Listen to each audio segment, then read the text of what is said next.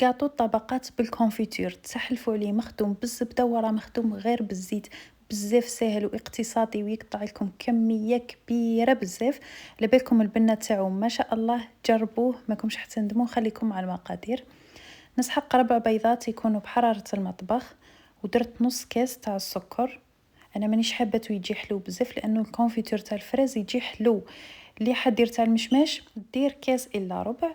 زدت رشه تاع الملح ونخلط. ما لازمش هنايا الباتور ولا تقدروا ديروا بيدكم، ما كان حتى مشكل. جبت كاس الا اصبع تاع الزيت نبقى نضيف فيه بالتدريج ونخلط. يعني ما ديروش دفعه واحده، ديروه بشويه وخلطوا.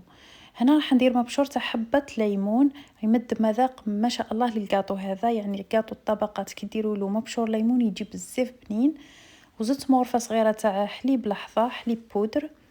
وجبت نص كاس تاع نشا نغربلو. شوفوا الحليب تاع البودر تقدروا ما ديروهش.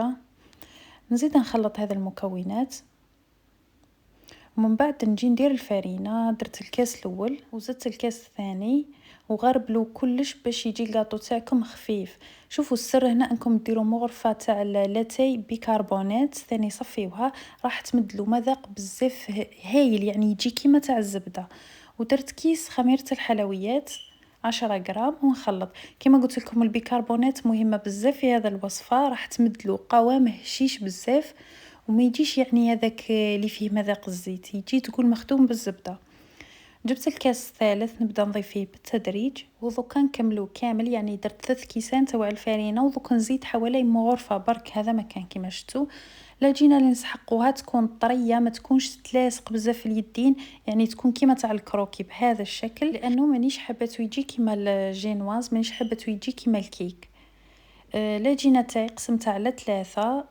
كاينه حبه فيهم درتها شوي كبيره ب30 غرام ولا، باش نديرها من التحت وما يخرجليش الكونفيتور. جبت بابي كويسون قطعته على المول اللي راح نديرو، يعني قد المول. ونبدا نفتح في العجينه بالشكل راكم تشوفوا فيه. باش تسهلكم الخدمه ديروا من الفوق نيلو كيما راكم تشوفوا، وافتحوها على قد البابي كويسون اللي درتوه، يعني قد ما رققتوها قد ما حتجيكم مليحه. ونحطها فوق البلا اللي حندير فيه. كما قلت لكم هذه الطبقه الكبيره شوي نديرها من التحت. وندير الكونفيتور. انا هنا درت تاع الفريز كما قلت لكم يجي شوي حلو على تاع المشماش. ندهنوا طبقه تكون مليحه لانه راح ينشف. زدت جبت بابي كويسون ثاني يكون بنفس الحجم تاع الاول، ونفتح العجينه بسمك يكون رقيق كما راكم تشوفوا، ونحطها. ونزيد يعني هنا قبل ما تحطوا الطبقه تاع الكونفيتور ثقبوها مليح مليح بالفرشيطه باش من بعد ما تستنفخ لكمش في الفور. نزيد ندير الكونفيتور، ونزيد نفتح الطبقه الثالثه بنفس الطريقه ونديرها من الفوق. وبعد ما نحيو البابي كويسون نثقبوها مليح مليح باش ما تنفخش في الفور. تقدروا ثاني تثقبوها بالفرشيطه باش ما تنفخ لكمش.